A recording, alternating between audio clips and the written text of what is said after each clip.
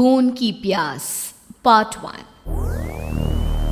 काली अमावस की रात थी और रात के गहरे सन्नाटे को चीरते हुए एक औरत के चीखने की आवाजें पूरे जंगल के शांत माहौल को दहशत से भर रही थी। वो औरत इस तरह से चिल्ला रही थी जैसे किसी ने उसके बदन पर खौलता हुआ पानी डाल दिया हो। रात को अपने खेतों में पानी देने के लिए आया हुआ हरिया किसान अभी तक इन आवाज़ों को सुन नहीं पाया था, क्योंकि उसके बेटे किशन ने उसे नया मोबाइल फ़ोन जो लाकर दिया था शहर से, और बस उसी मोबाइल फ़ोन में ईयरफोन लगाकर वो कोई पुराना गाना सुनने में मग्न था। लेकिन जैसे ही गाना खत्म हुआ, उस औरत की चीखने की आवाज़ हरिया किसान के कानों से टकराई। हरिया का दोस्त रामू भी खेत में ही घाट पर गहरी नींद में खर्राटे मार रहा था। रात के उस सन्नाटे में औरत की चीखने की आवाज़ सुनकर ठंड के मौसम में भी हरिया किसान के माथे से पसीना टपकने लगा। रामू, अरे ओ रामू, अरे जल्दी उठ, क्या खर्राटे मारकर सो रहा है? अरे इतनी रात को ये जंगल में कौन औरत चीख रही है? पूरी तरह से चीख रही है। अरे क्या हुआ? क्या हुआ? कौन है? अरे भूत आ गया क्या? चोर आ गया क्या? अरे न चोर आया है न भूत आया है। मैं ये कह रहा हूँ कि क्या तूने इस औरत के चीखने की आवाज सुनाई देती है कि नहीं? अरे कौन सी औरत? अरे हाँ, ये आवाज है। तू पहले नहीं बता सकता था? पता नहीं कौन चुड़ैल जंगल में नाच रही है। हम घर चले जाते हैं। देखता नहीं, मैंने तो कानों में ये लगा रखा था। वो किशन ने लाके दिया ना शहर से, गाने सुन रहा था मैं। अरे लेकिन भाई, मुझे बहुत डर लग रहा है। क्या करें? अरे करना क्या है, भागो यहाँ से। भगवान जाने कौन है और क्यों इतना चीख रही है।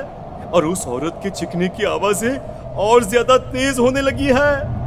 हरिया और रामू के पैर डर के मारे कांप रहे थे।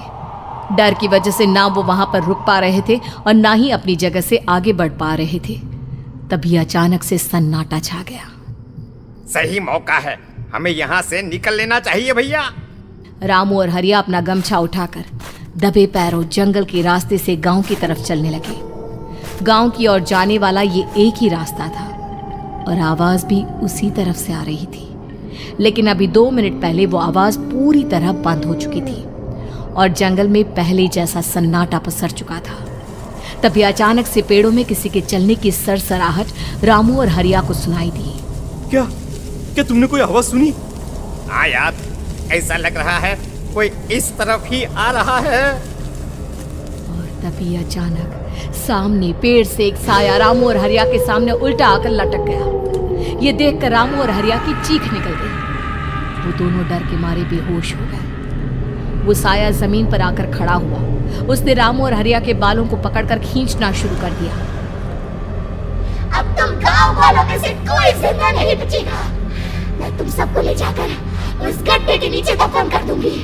सबकी जान ले लूंगी, मैं किसी को नहीं छोड़ूंगी। अगली सुबह रामू की पत्नी कमला हरिया के घर आई और उसने हरिया की पत्नी सुमन से अपने पति के बारे में पूछा। सुमन, कल रात को ये तुम्हारे ही पति के साथ गए थे खेत पर, अभी तक लौट कर नहीं आए हैं। हाँ बहन, मैं भी वही सोचकर परेशान हूँ। मेरे पति भी अभी तक खेत से लौट कर नहीं आए। भगवान जाने क्या बात है, दोपहर होने आई है। अब तक तो उन दोनों को लौट कर आ जाना चाहिए था। क्या करे, कैसे पता करे कि वो दोनों कहाँ हैं? मेरा बेटा भी शहर गया हुआ है, वरना उसी को भेज देते खेत पर। बहन, मुझे लगता है कि हम दोनों को वहाँ जाकर अपने पतियों को ढूंढना चाहिए। ठीक कहती हो तुम, चलो मैं तुम्हारे साथ चलती हूँ। और वो दोनों जंगल के रास्ते खेत की तरफ आगे बढ़ती हैं। वहां जाकर देखती है कि हरिया और रामू आग जलाकर आग के ऊपर कुछ पकाकर खा रहे थे। आप यहाँ पार्टी बना रहे हैं और वहाँ घर पर हमारी जान सुखी जा रही थी कि कहीं कुछ हो तो नहीं गया? मुझे कुछ नहीं हो सकता। मैं कभी नहीं मर सकता, समझे तो? अरे तबीयत तो ठीक है? ये किस तरह की आवाज में बात कर रहे हैं आप? कुछ हुआ है क्या?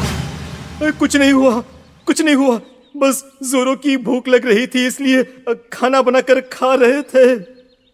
अच्छा, इतनी बदबू आ रही है, ऐसा क्या बनाकर खा रहे हैं आप? जरा हमें भी तो बताइए। अरे भाभी, क्यों परेशान हो रही हैं? मांस पकाकर खा रहे हैं। एक जंगली जानवर कल रात को खेत में आ गया था। हम दोनों ने उसे मार दिया और बस उसी का मांस पक रहा है। आप भी खाइए ना, बहुत बहुत ही स्वादिष्ट है। दिमाग खराब हो गया है क्या आप दोनों का? आप दोनों मांस कब से खाने लगे, और वो भी जंगली जानवर का? चलिए अभी कभी घर चलिए। चलेंगे चलेंगे, लेकिन पहले ये मांस तो खत्म कर ले। कुछ देर बाद रामू और हरिया कमला और सुमन के पीछे पीछे गांव की तरफ चल देते हैं। रामू और हरिया की आंखें पहले जैसी नहीं रही थी, उनमें कुछ बदल गया था। रामू अपनी पत्नी कमला के साथ घर चला जाता है और हरिया अपने घर आ जाता है। देखिए, आपने जो कुछ भी किया मैं उसके लिए आपको माफ़ कर देती हूँ, लेकिन आज के बाद ये रामू के साथ जाकर मांस पकाकर खाया ना, तो इस घर में घुसने नहीं दूंगी आपको। अरे दिमाग मत खराब करो, मैं वहां खाट पर लेटकर गाने सुन रहा हूँ, मुझे परेशान मत करना आप। इतना तमाशा खड़ा कर दिया, दोपहर तक घर लौटकर नहीं आए और अब गाने सुनने। लेकिन हरिया घर के बाहर आंगन में जाकर चुपचाप लेट गया और गाने सुनने लगा। गाने सुनते सुनते हरिया को नींद आ गई। सुमन ने उसके कान से ईयर प्लग हटाया और अपने आप से कहा, जरा मैं भी तो सुनकर देखूं, ऐसे कौन से गाने सुनते हैं। उधर मोबाइल में एक अजीब सा गाना बजने लगा।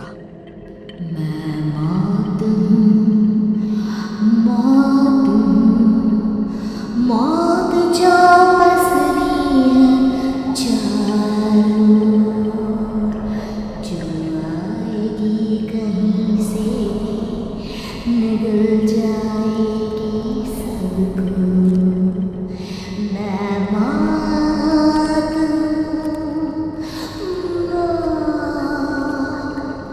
अब मैं छोड़ूंगी नहीं किसी को।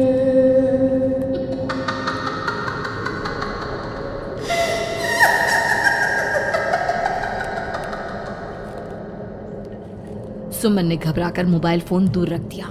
वो बुरी तरह से डर गई थी। तभी अचानक हरिया अपनी नींद से जागा और गर्दन टेढ़ी करते हुए सुमन के पास आया। क्या क्या कर रही थी? गाने सुन रही थी? वो ये कैसा गाना सुन रहे थे तुम मोबाइल के अंदर? मौत है, मौत। अरे ये सारी बातें छोड़ो और ये बताओ, आज शाम को तुम मेरे साथ खेत चलोगी? लेकिन क्यों? और तुम इस तरह से क्यों बात कर रहे हो? अपनी गर्दन सीधी रखकर बात करो ना। वो मेरी गर्दन में सोते सोते थोड़ा दर्द हो गया है। मेरे साथ आज खेत चलो ना। तुम्हारे साथ पूरी रात रहना चाहता हूँ। कैसी बात कर रहे हैं दिन दहाड़े? जरा भी शर्म नहीं आती क्या? अरे इसमें शर्माने वाली क्या बात है? तुम पत्नी हो मेरी। पूरी रात खेत पर रहता हूँ। मुझे भी तो तुम्हारे पास आने का हक है कि नहीं? अच्छा ठीक है, चलती हूँ आपके साथ खेत पर, लेकिन फिर उस रामू को मत बुलाना। अरे कैसी बातें कर रही हो? अगर तुम मेरे पास होगी तो मैं किसी को नहीं बुलाऊंगा, सिर्फ तुम और मैं और रात का सन्नाटा। शाम के वक्त हरिया सुमन को अपने साथ खेत पर ले जाता है। आसमान में चांद पूरी तरह से चमक रहा था। हरिया ने अपने खेत में बनी हुई छोटी सी झोंपड़ी के अंदर सुमन को अपने पास बिठा लिया और उसके बालों में हाथ फिराते हुए कहा, कितनी खूबसूरत हो तुम, बहुत सुंदर लग रही हो। एक चांद से भी ज्यादा सुंदर लग रही हो। ऐसी बातें मत करिए ना, मुझे शर्म आती है। अपनी आंखें खोलकर जरा मेरी तरफ तो देखो। अरे देखो तो सही। सुमन ने शर्माते हुए जैसे ही अपनी आंखें खोली, उसके होश उड़ गए। हरिया के बड़े बड़े दांत निकल आए थे और वो पूरी तरह से एक जानवर की तरह नजर आ रहा था। कौन हो तुम मेरे पति नहीं हो। कौन हो तुम? मुझे जाने दो। लेकिन हरिया ने सुमन के हाथ को कसकर पकड़ लिया। उसके नुकीले नाखूनों की वजह से सुमन के हाथ से खून बहने लगा था। बहुत दर्द हो रहा है, मुझे जाने दो। कौन हो तुम? क्या करना चाहते हो? वही जो एक आदमी एक औरत के साथ करना चाहता है, और उसके बाद मैं तुम्हें वहीं ले जाऊंगा जहां पर तुम्हारा पति है।